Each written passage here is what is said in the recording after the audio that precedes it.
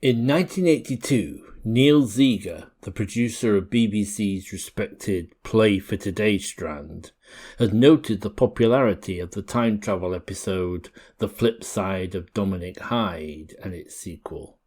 It encouraged him to create an experimental spin-off called Play for Tomorrow. 6 writers were given a video showing a panel of experts discussing what the beginning of the 21st century might hold for Britain. Today, we're talking about Easter 2016.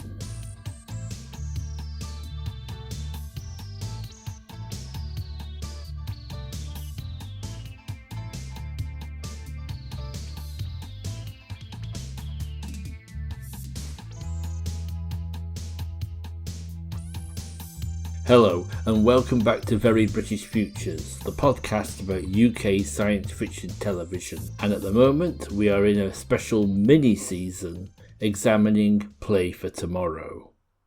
There's only a small tradition of science fiction in Irish literature, and even less of it is actually set in Ireland.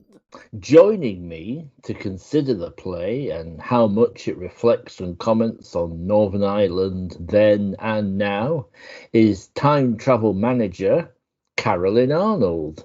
Hello, Carolyn. Hi, Gareth. Thanks for inviting me on. Well, thank you for taking the time to be on. Easter 2016 was written by Graham Reid and directed by Ben Bolt. It was broadcast on Tuesday the 18th of May at 9:15 p.m. In this instance, I think I need to give a little historical context for this play. On Easter Monday, 1916, Irish nationalists launched an armed revolt against British rule in Ireland. Although quickly suppressed by the British Army, the Easter Rising was a seminal moment in modern Irish history, putting pressure on the British government both at home and overseas, and helping pave the way for the creation of the Irish Free State and Northern Ireland in 1922. 2016. Northern Ireland's new community college of education is a symbol of integrated living between Protestant and Catholic communities. When director Cyril Brown returns from 3 weeks of convalescence, he's disturbed by the increased influence of his security chief turned vice director, Lennie North, including random student interrogations, computer surveillance, and a culture of informers. North makes it clear that he intends to run the college with a total clampdown on any Republican sympathies, and that Brown cannot stop him. History teacher Conor Mullen wants to turn a proposed art exhibition about the centenary of the 1916 Rising into a fully fledged protest march against the government. North is against the march, and Mullen personally. The pair of them are also competing with each other over the women in the college, especially student teacher June Crawford and Director Brown's secretary Claire Williams. A group of students vote to protest on the centenary, despite warnings of retaliation by the security men. North has planted an agitator amongst the students to ensure that the march becomes violent, giving him the excuse he needs to take more severe security measures. Director Brown, fearful that the college's liberal ideals and his own legacy are about to be destroyed, and unable to persuade either North or Mullen to back down, decides to plant a bomb in North's office, with tragic consequences. What was your overall impression of Easter 2016? Depressing. Mm-hmm. It didn't give a lot of sense of hope. Yes, I'd agree there. I think it's by far the bleakest of these 6 plays. And it's quite interesting considering when it was recorded. That was probably when I was What age was I then? 15? Yeah, I was probably around 50, probably around that age myself. And the thought, there was just no concept of there ever being peace. At that time, yes, it's. Yes, it was as bad as it ever was at that time. Yeah. So this was like the early 80s vision of 2016, and instead of depressing lack of integration in Northern Ireland, we got Brexit instead. Yes, so. Ironically, that was the something that we weren't going to. Well, some people might have predicted it, but it was no, not the obvious thing that was going to be affecting Northern Ireland in the massive way that it does now. And I'd agree with you. I think it is a fairly grim view, and where everyone is. And as well as its point of view, there's not really anybody to root for, to my mind. I think character-wise, they're all a pretty terrible lot. Yeah, it's pretty much like Northern Ireland was in the early 80s. That's interesting to say. I mean, I must admit, I don't know your sort of personal history here. Were you still living in... I was born 2 years before the Troubles started, and my idea was to escape to London as soon as I could.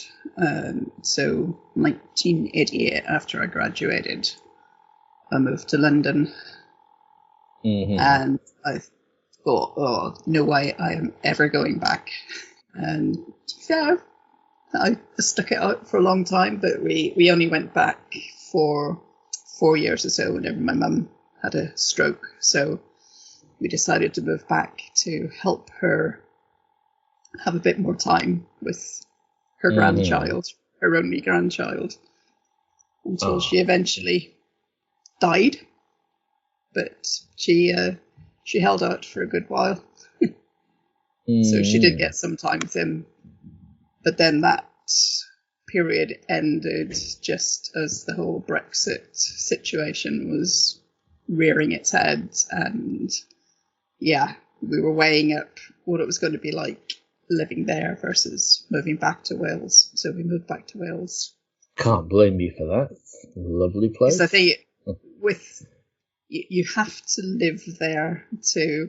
You may think you have an idea of what the politics is like from interviews that you might have seen on TV or House of Commons stuff, but you have to really live there to appreciate that it's 100 times worse. Oh dear! I mean, that's why I was very keen to get someone like yourself, a native of Northern Ireland, because it's out of all the stuff I've covered on this podcast, this is the one I feel the least qualified in a way to talk about. Me too, funnily enough, because growing up, we weren't taught anything about history. So the first inklings I got that there was another side to the debate was when I went to university, which is when I started to mix with Catholics and also people who'd come over from England to study, who had a very different viewpoint to the, niche views that we were exposed to. So I'm from the proddy side of the fence. So had quite a sheltered upbringing, and I think I may have heard a bomb once, but I certainly didn't have the lived experience that was depicted in this Play for Tomorrow. Yeah. So, but you feel that as a snapshot of 1982, and science fiction is at the end of the day about the present often. You say it was a fair representation of how the community was, or communities, I should say, really. Yeah, I think possibly the only bit that was hopeful in there was the integrated teaching college. Mm-hmm. It was again at the time, I'm assuming that was Stranmillis, based on Stranmillis, which is where Graham Reid went. Okay, so yeah, because he was originally a teacher. But there was only one integrated or mixed, as we call it, school in Northern Ireland at the time, Lagan College. I just checked before we came on to see how many there are now. There are 21 schools, secondary schools, that have mixed education or mixed religion education in the whole of Northern Ireland. It's some progress. It's definitely, yeah. Slow progress, but no, that is something worthwhile. I think, and the basic idea of using education is, on the face of it, a sound one, of educating the educators. But unfortunately, I think perhaps Cyril Brown is perhaps guilty a bit of playing. He may pay lip service to the idea it's a long-term solution, but I think he expects it to work a lot faster than, in fact, it actually does. Which, again, reflects the society at the time. And still today, change does not happen very easily. Yeah. And it's interesting that the integration. It's interesting that Colin Mullen, towards the end, sort of complains that I've had to compromise again and again, sort of like to make this integration work. And there is a slight sense that it's a bit one way. It's kind of that in some ways it's integration that's, we want you to be more like the sort of UK Protestant side, basically. That's pretty much still the entrenched views there today. The Unionists are very, very focused on not changing. Yes. Yeah. Compromise is a one-way street. As far as a lot of them are concerned, it's getting better, but most of the movement is going to be on the nationalist side because they can see an end to the goal in sight, and that's just making the unionist side more entrenched at the fear of what they're going to lose. Yeah, we're sort of coming down to this hard kernel now of unionism in a way. And aside from the politics of the sectarianism that run through the play, something else that really, and I'm very interested to know what you think about this, is the depth of the misogyny of this play. I said to John before I came on this that I had to watch it again after I read that you were going to mention that, because I barely noticed it. Oh. Because that's pretty much every woman's lived experience. I did wonder if I was perhaps looking at it too much through 2024 or my particular eyes, and wondering, is this, because I was thinking, was this. So it sounded like you think pretty much it's more just an unconscious. That's just the way female men and women are written. Yeah. Make the tea. You're a fast woman was the comment whenever she decided to invite him back rather than wait for him to invite her. So it was definitely very much the way things were.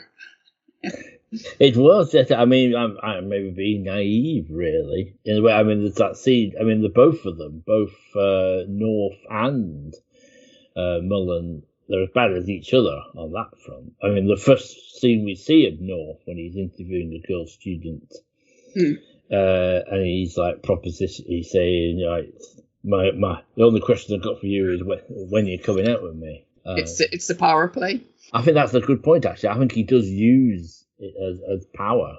Basically, it's about power. It's not really about finer feelings. And other women seem to respond. Some characters seem to respond to it. But I'm probably looking at it too much through, like I say, a 2024 filter. Yeah, and as somebody who can actually appreciate that there is equality, I guess I'm just so entrenched with this is how things were when I was growing up. It's actually quite hard to remember at times that not everybody's like that anymore. I'll just mention the other scene. I said they're as bad as each other. The early scene with Mullen when he's arguing with June, and I think in the space of about a minute, he kind of goes and telling her, if you go out with her, I guarantee you'll never pass this course. Yeah, so he's abusing his power. Power again, yeah. And then the next moment, he says, "But I love you, June." I would say there are a lot of people that still behave like that today. Yeah. So yeah, it does have a fairly downbeat view of there's no change. Even the sort of the liberal voice represented by the director becomes corrupted by and goes for the seemingly. We'll just let a little bomb go off here to try and move things along. That's it. Move it in his direction, which goes tragically wrong. Whilst the other two are they're just completely entrenched. I think North gets this line: "I have the power. I don't need to be reasonable." It kind of sums him up, I think, in some ways. Yeah, there's another one that was the line, "Society functions through mutual consent. We're not being consulted." That's another good. That's a good line as well. It goes back to this kind of the one-way nature. Some of this attempts at integration throughout the play. Voices of reasonableness, or even just on both sides, are just kind of shouted down again and again in that debate near the start about the Easter Rising, and then discussing about the forthcoming protests. And every time one of these students, there's a couple, the one played by Cole Meany. Miles O'Brien there. Yes, the famous Miles O'Brien from Star Trek. And Father Todd Unctious from Father Ted. I've forgotten about that. Yes. Excellent, brilliant actor. He's one of those, I've never seen him give really a duff performance, really. And when they come, but in this where they come out with fairly reasonable objections, they are completely shut down by Colin Mullen, and he sort of like belittles them practically calls them traitors for like considering anything less. As do the others in the group as well. Yes, that's true. Because opinions are very polarised and still are. That's it. It's this kind of polarisation that we're now seeing on all sorts of subjects. Yeah, polarising opinion was popular well before Boris Johnson or Donald Trump. So, right, what do you think of the performances in this piece? I got probably about halfway through before I had to go and look on IMDb to see who Bill Nighy was playing. Because I was watching it on my phone, to be fair, so it was quite small. But his accent was pretty good. They were all doing like BBC Northern, so it was slightly posh. I was quite impressed with Nighy in it. Yeah, it's good. And I had that same experience. The first time I watched it, I did not recognise him at all. It's weird seeing him young. It's like face, it seems like his face has changed. He doesn't quite look like. I think there's at one point where he walks and you can see him side on, so the chin does look the same there, but yeah, very, very young and wee. Yeah, Kenneth Branagh then, of course, he was just a bit part in that, so he obviously went on to bigger and better things afterwards. He did, actually, with the same writer of this play. Yeah, the Billy plays. Would you like to talk a little? I mean, do you know the Billy plays? I have. We watched the first two of them again recently when they were repeated. So would you like to talk a little bit? Because I imagine a lot of people listening to this might not know the Billy plays.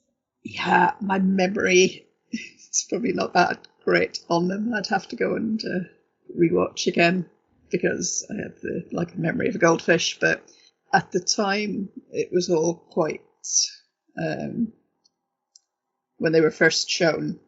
Like Kenneth Branagh was my grand's favourite because he was just a lovely, the returning prodigal son coming back to Belfast after escaping all those years ago.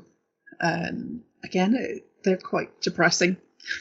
Watching it again, that I just thought, yeah, there's not a lot of hope in there either. It's families breaking apart, and against that sort of Northern Ireland backdrop, and they were all done as part of Play for Today. Yeah, they're worth watching.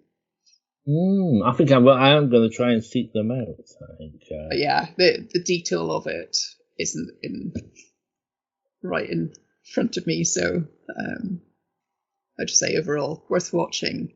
Don't expect to come out of it laughing. There's a bit more humour, I think, in the Billy plays than there was obviously in this one, which is interesting actually, because a lot of the things that got people through the troubles was being able to laugh about it and find the dark humour in what was going on. So it was interesting that there was, I don't remember there being any humorous parts in the Play for Tomorrow. No, not this one. Some of the other ones in this series do have a sort of dark humour to them, but definitely, as I said earlier, yeah, Easter 2016 is definitely, I think, the bleakest of the series. It has that kind of Fred's quality of no hope at all for the future, and I think and Derek O'Connor as North. It's a good performance. I get the feeling I know which side of this argument Graham Reid is on, because North is kind of dressed like an SS officer. Yeah. And he's got a big black leather coat as well, just in case you didn't think he looked sinister enough already. He's certainly very good at being threatening. I mean, even in a way, he didn't need to wear the big Nazi uniform, really. I think with the jackboots as well. Yeah, I think he would have been quite capable of being this very formidable sort of alpha male character. He was very intense and definitely came across as very menacing. Yeah, I particularly like his sort of first scene with the director when it's just so, there's no subtlety to it at all. It's just a complete, I'm the most powerful person here. I'm in charge. I'm not interested in anything. Power play again.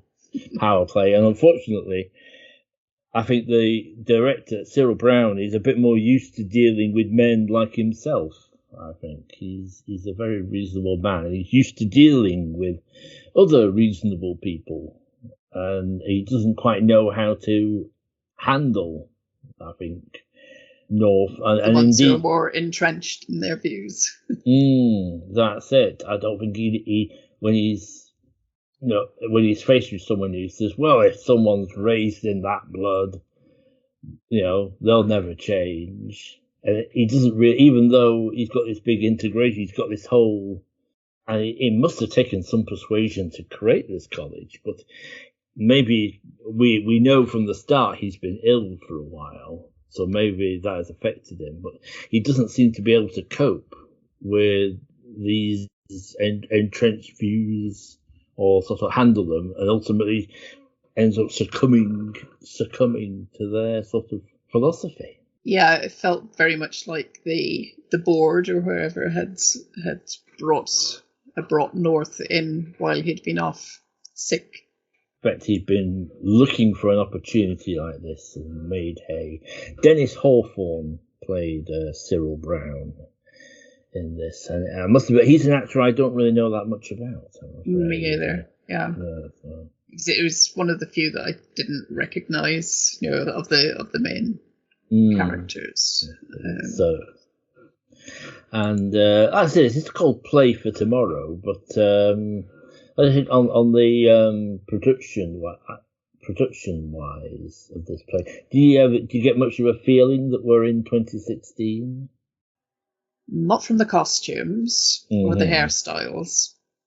The only bit that looked vaguely like it was attempting to be modern was the video phones and having the video calling. So that was pretty far in advance of even like computers having Skype or something like that. Yeah, it's interesting. It's interesting on the subject of video phones is that one of the reasons they took a while to arrive, and when they arrived, they were basically computers. But one of the reasons they took a while, they were hard to develop, is that we'd seen so many video phones in science fiction, so we knew, what they were supposed to look like and how they operated, and it took a while for them to catch up with that. Really. Yeah, and we were supposed to think that this is really modern and cutting edge, and then there was an electric typewriter, I think, sitting on might even not have been electric, it might have been a manual typewriter sitting on the secretary's desk. But generally, I get the sense that Graham Reid isn't really interested in the future of this commission. Really, he's just using that as a space in the near future to think about the troubles, basically, and a human study on how things don't change. I think it's earnestly done, but it reflects some of the stuff that's going on today, which was obviously not in their comprehension at the time. What sort of things? Again, the polarization, and was the other bit I wrote on. Every move we make is being monitored. Everything we do or say is being recorded. That's very true. Yes, I mean that's the other futuristic touch of this is all the computer surveillance, which is just second nature to us now. In fact, we volunteer to be part of it. Yeah. There's a quote: "If in asserting your right to deprive me of mine, do I have the right to retaliate?"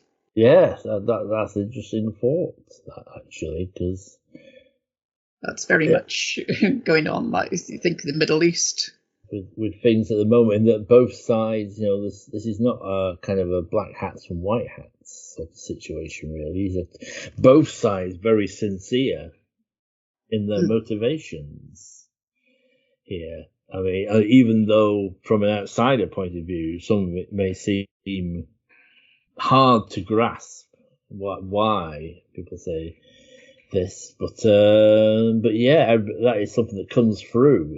Is that everyone has, I don't know if legitimate motivations, but everyone has motivations.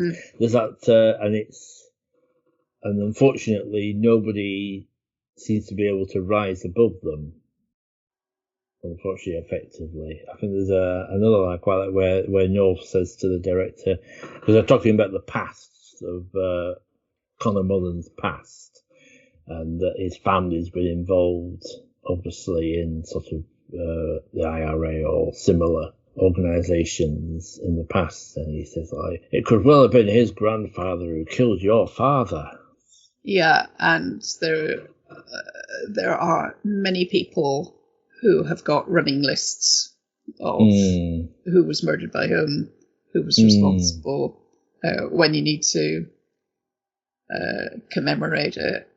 It's phenomenal. Again, if you follow any of the any of those accounts on social media for politicians there, you have to come out and they have to be seen to commemorate at the right time. That's interesting. Yeah. So that you don't insult them, you don't insult someone by tarnishing their memory through not acknowledging what happened. That's interesting. I did have a little look up about actual commemorations that took place in 2016, and there doesn't seem to have been any kind of major incidents or unpleasant. It all seemed to have happened very formally and peacefully. Yeah, it was the fact that we can't remember anything going wrong is a very good sign. So you may know, is there anything that we've not talked about yet about this play that you wanted to bring up? The only other bit I've written down here at the end is just it ends with the history lesson of the fall of Stormont in 1972 and direct rule. And it's quite interesting to see that taught as a history lesson, because we did not get taught anything about our history. It was too sensitive a subject to learn about in school and too prone to bias. So any of the stuff about like human rights movement, I didn't know anything about that probably heard a bit about it in the late 80s at uni, but only in maybe the 90s where it actually became more real.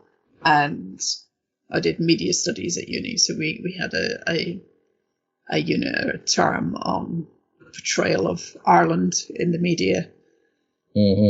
So I'm not sure where that's going, but anyway, it was just interesting that it reminded me very much of sitting in the lecture theatre watching.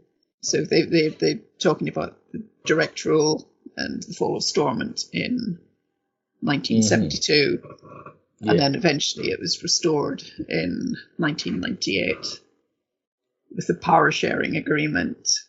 There's still dispute over the power sharing. So we have a first minister and a deputy first minister. They're equal in all but that deputy name in front of it. But it's the power play involved again. But now that Sinn Féin have the largest number of seats, have the right to use the first minister, the first minister title, it's really, again, threatening to those who aren't able to maintain the status quo. Yeah, I can imagine. I mean, certainly thinking back, if someone had told me in 1982, there'd be a Sinn Féin first minister at a time when you couldn't hear Gerry Adams, what his voice was. By an actor. Yes, that would seem absolutely amazing to me. We were definitely, even in Britain, Sinn Féin was, they were the bad guys at that time. So just on something you were saying actually about your media education and whatnot, before we sort of wrap up, I was a slightly wider question, kind of beyond this play, because I was reading up a little bit about Irish science fiction. That generally there isn't. Would you agree that there isn't much of a tradition of it in Ireland? Apart from Bram Stoker, possibly. I mean, it starts off well. You've got Bram Stoker, certainly on the kind of the horror, the fantasy side of it. But in terms of looking into the future. Yeah, actually being set there. No, not that I'm aware of. I believe so. If I was looking, there's in fact, it says something that a book published a few years ago that was sort of collecting the best of Irish science fiction. It was called The Beautiful Void. So Yeah, I think the biggest contribution is probably the actors that have gone on to appear in more of the sci-fi stuff, like Cillian Murphy. Absolutely, and of course, Northern Ireland was a big one of the big locations for on the fantasy side, Game of Thrones, of course. Yeah, which my husband had a part in. Did he? Do you know? As an extra, yeah. Oh, which scene? He was burnt by a dragon in the end. He played a eunuch at one point as well. So he was in the last series of it anyway. Oh, do you know? I will keep my eyes open for John. Yeah. It's very much a blink and you miss it, but you can see him. I'll get him to send you the screenshots. Oh yeah, please do. Yeah, I'd love to see that. He got a crew jacket out of it, which always goes down well. Pretty cool. People spotted. And he's not mentioned. I'd be slipping that in everywhere. I'm very surprised he hasn't. Final thoughts, I think, on Easter 2016. Is it something you're glad you've watched, or? Yeah, because I do like to collect those old anything that portrays Northern Ireland, or certainly around that time as well. I like to catch up on what I might not have seen. Mm-hmm. Well, appreciate your thoughts on this play. I think it's an interesting play, even if it doesn't cheer you up much. So it definitely fits into that kind of what people think of as a play for today, sort of. If they were thinking of a kind of a stereotypical play for today, I think Easter 2016, out of all these 6 plays for tomorrow, is the one that really kind of fits in. Yeah, I'm definitely going to try and find the other ones in the series to catch up with them as well. Well, turning away from the teacher training college, I'm interested to know what Carolyn Arnold is up to at the moment. What your current project is. I'm just about to launch a new business, just waiting for the website to get to go live. I'm stepping into the role as a time travel coach. So it's basically coaching people who spend a lot of time traveling in time in their heads, so you can get stuck in the past, or you can have a lot of anxiety about the future. I'm trained as a hypnotherapist as well.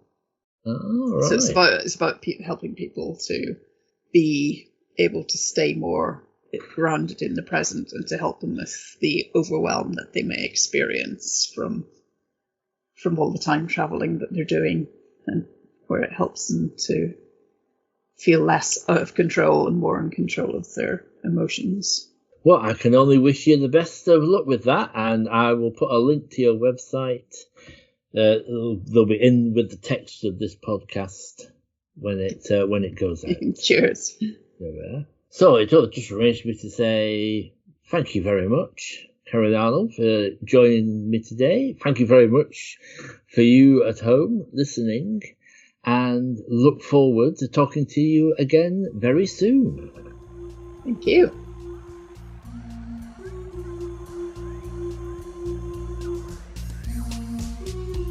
Very British Futures is hosted and produced by Gareth Preston, with guest Carolyn Arnold. Music by Chattery Art. If you could take a moment to rate us on your podcast app, that would be much appreciated.